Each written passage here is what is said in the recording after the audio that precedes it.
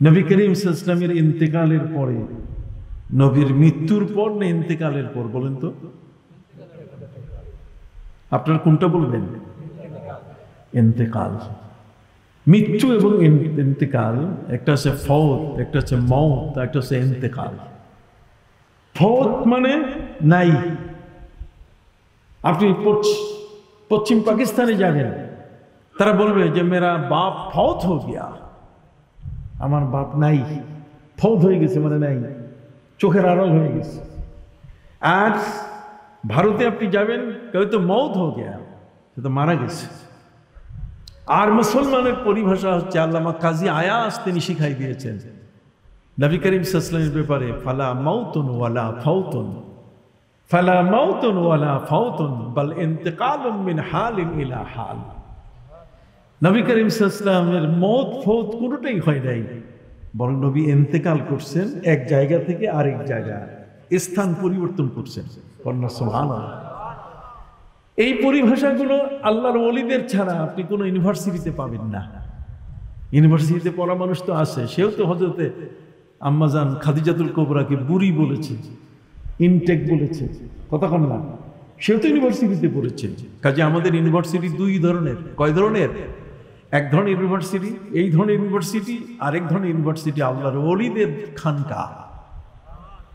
আল্লাহর ওলিদের কি খানকা? এই যে এখানে বলা হচ্ছে না খানকায়ে সালিহে, ওরা আমাকে প্রশ্ন করে, আমাকে আপনারা অবশ্যই চেনেন, না চেনার কথা না, ওরা প্রশ্ন করেছে যে খানকা শব্দটা পাইলেন কই? খানকা কি জিনিস? খানকা খুঁজে পায় না। লেখাপড়া না থাকলে খানকা পাবে কোথায়? খানকা শব্দটা এটা তাফসীরে বাইজাবির মধ্যে আছে। কোথায়? তাফসীরে বাইজাবি। খানকা ওই জায়গাটাকে বলে যেখানে মানুষ ইবাদতের জন্য জড়ো হয়। মানুষ তার ইবাদতের জন্য কি জড়ো হয়, যেখানে মানুষ তার ইসলাহ, যে মানুষগুলো তার নিজের আমলগুলোকে শুদ্ধ করার জন্য, এটা কি হচ্ছে, যে মানুষগুলো তার আমল শুদ্ধ করার জন্য,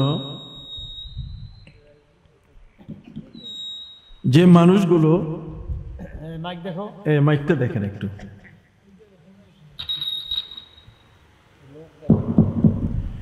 যে মানুষগুলো তার আমলকে শুদ্ধ করার জন্য সেখানে আসে, এটার নাম কি? খানকা। জোরে বলি, এটার নাম কি? ইন্তেকাল শব্দের অর্থ হচ্ছে এক জায়গা থেকে আরেক জায়গায় কি ইন্তেকাল। এটার একটা ইংরেজি শব্দ যদি আমি বলি তাহলে আপনারা খুব সহজে বুঝবেন।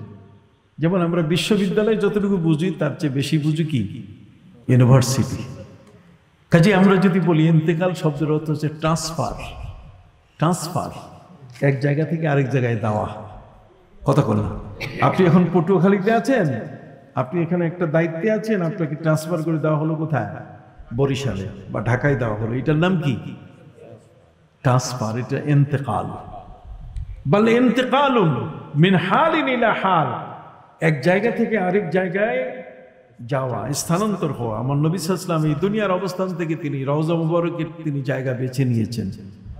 আল্লাহ তাআলা তাকে অফার করেছিলেন, নবী আমি তো আপনার জন্য, নবীদের জন্য আমি প্রথম, দ্বিতীয় থেকে সপ্তম আসমান পর্যন্ত তাদের চেম্বার দিয়েছি। আপনি যেহেতু রহমতুল লিল আলামিন, আপনার পরিধি এত বড়, আমি আল্লাহ রব্বুল আলামিন, আর আপনি হলেন রহমতুল লিল আলামিন।